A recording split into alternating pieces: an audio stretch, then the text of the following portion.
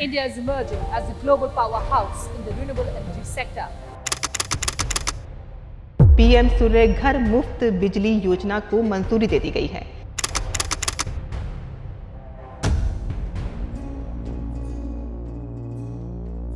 सौर ऊर्जा आज की नहीं बल्कि 21वीं सदी की ऊर्जा जरूरतों का एक बड़ा माध्यम होने वाला। खबर ऐसी है कि गालिब होते तो कहते, देख के खत मुंह देखता है नामबर, कुछ तो पैगाम में ज़बानी और है।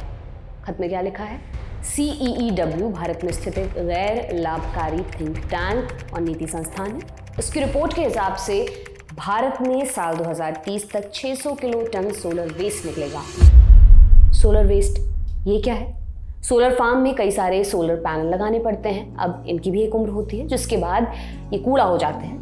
इसी को कहते हैं सोलर वेस्ट। सोलर वेस्ट एक तरह का इलेक्ट्रॉनिक वेस्ट है जिसे सही ढंग से रिसाइकल ना किया जाए तो ये खतरनाक साबित हो सकता है। कूड़े के बढ़ते ढेर के बीच 600 किलो टन कूड़े का हम क्या करेंगे, एक बड़ा सवाल है। लेकिन उससे पहले पैगामे ज़ुबानी बताते हैं आपको। सोलर का ये कूड़ा भारत के लिए एक अच्छी खबर है। अच्छी ना भी कहें तो ये छोटा नुकसान हमें बड़ा फ़ायदा पहुंचाने वाला है। कैसे? विस्तार से समझते हैं। कैसे ये खबर हमें बेंगलोर जैसे हालात से बचा सकती है, कैसे ये खबर मुंबई को डूबने से बचा सकती है। नमस्कार, मेरा नाम दिव्यांशी सुमराव है। आप देख रहे हैं आसान भाषा में।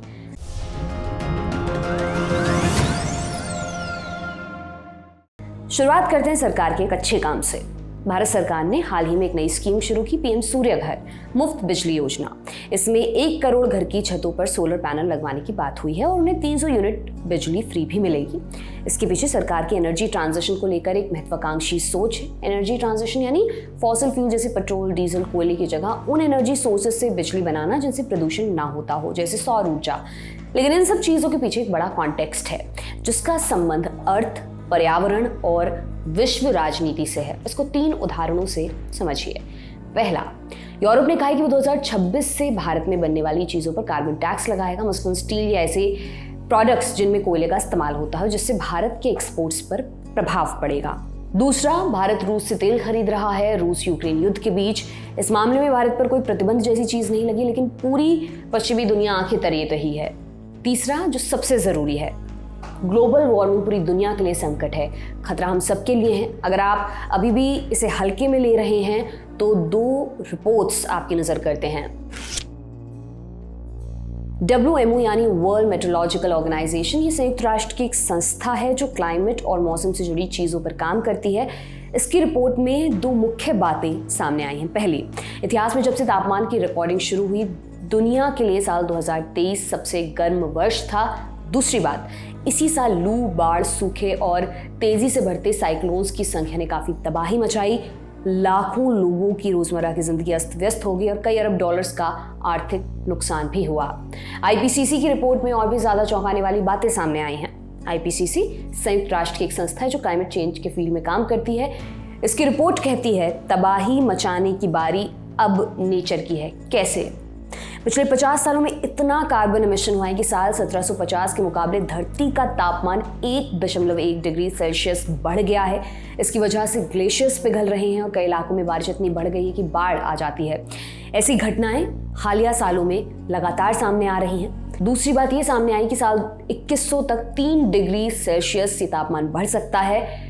अगर ऐसा हो गया तो दुनिया के सारे ग्लेशियर्स पिघल जाएंगे, दुनिया की 50% आबादी को पानी नहीं मिलेगा, 14% लोगों को भयानक लू का सामना करना पड़ेगा, सारे द्वीप डूब जाएंगे और जानवर और पेड़ पौधों की कई प्रजातियां नष्ट हो जाएंगी। तीसरी बात और भी अहम है। इस रिपोर्ट के हिसाब से भारत में और बड़ी दिक्कत होने वाली है। जिस तरह से प्रदूषण हो रहा है, भारत में 2050 तक 40% लोगों को पानी की किल्लत होने वाली है। साथ ही समुद्र के पानी का लेवल बढ़ने से मुंबई, कोलकाता, चेन्नई, गोवा और पुरी जैसे शहर समंदर में समा जाएंगे। इन सब कारणों के चलते एनर्जी ट्रांजिशन के रास्ते भारत को नेट ज़ीरो कार्बन एमिशन की तरफ ले जाना बेहद ज़रूरी है। और कैसे होगा ये, इसे भी बताते हैं। नेट जीरो एमिशन का मतलब है कुल कार्बन उत्सर्जन शून्य करना। यहाँ बात कार्बन एमिशन को जीरो करने की नहीं हो रही है, वो संभव नहीं है।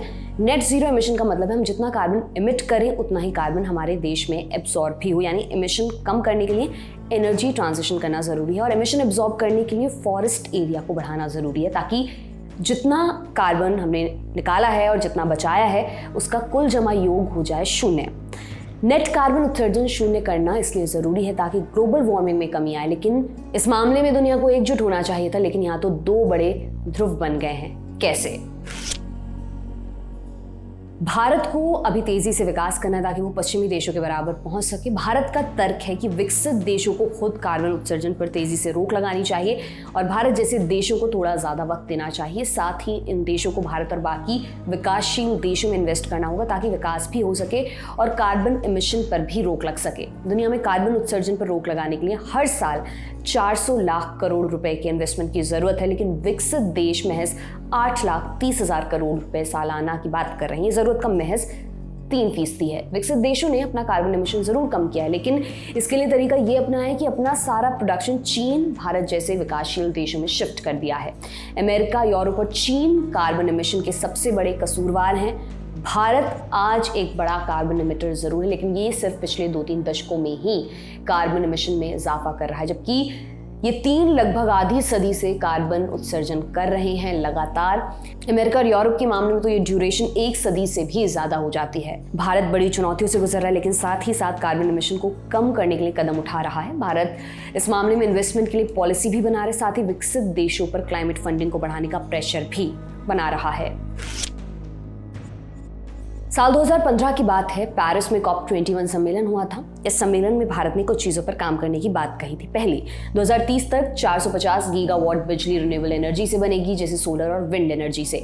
इस मामले में भारत ने कुछ कदम उठाए हैं। 2015 से 2023 के बीच भारत में रिन्यूएबल एनर्जी प्रोडक्शन में 400% की बढ़त हुई है।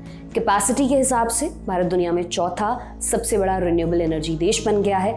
भारत में भी लगभग 170 गीगावाट बिजली रिन्यूएबल एनर्जी की कैपेसिटी है। सोलर से 70 गीगावाट, विंड से 45 गीगावाट और 53 गीगावाट हाइड्रो इलेक्ट्रिक तरीकों से, यानी नदियों पे बांध बनाकर पैदा की जा रही है।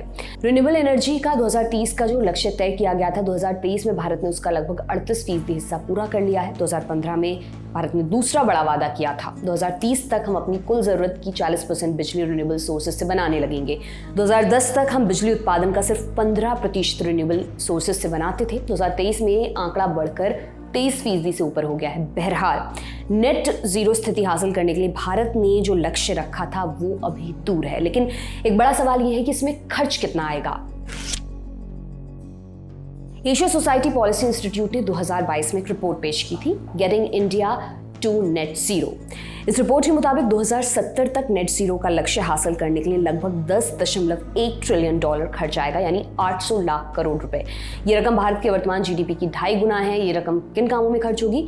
670 लाख करोड़ रुपए का खर्च रिन्यूएबल एनर्जी से बिजली बनाने और उसके वितरण और ट्रांसमिशन के इंफ्रास्ट्रक्चर को बनाने में खर्च होगा। वहीं लगभग 130 लाख करोड़ रुपए हाइड्रोजन के उत्पादन के लिए चाहिए होंगे। अब बड़ा सवाल ये कि पैसा आएगा कहां से?